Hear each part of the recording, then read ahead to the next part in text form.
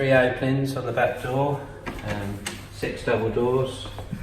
So we've now fixed the problem with the next 2 openings. With the second leaf not opening, we've adjusted that. So we're just going to go through all the locks and show them working. Okay, so we'll start with this one, which is the far right opening. That one opens. And then you've got the second leaf.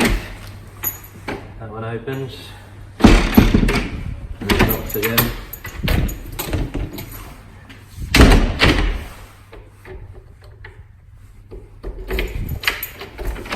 Okay, so they're both locked, both working. And we've got the middle opening. It's the first leaf. And now the second leaf's opening. So what we've done, we've taken this mechanism off.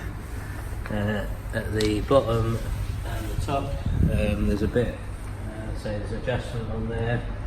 So we've pulled the bolts back in a bit further and set them so now you can lift that up and lock it, put it down, and it now clears the keeps.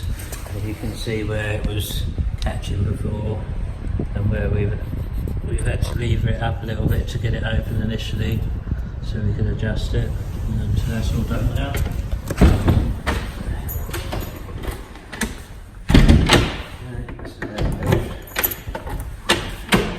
Locks working.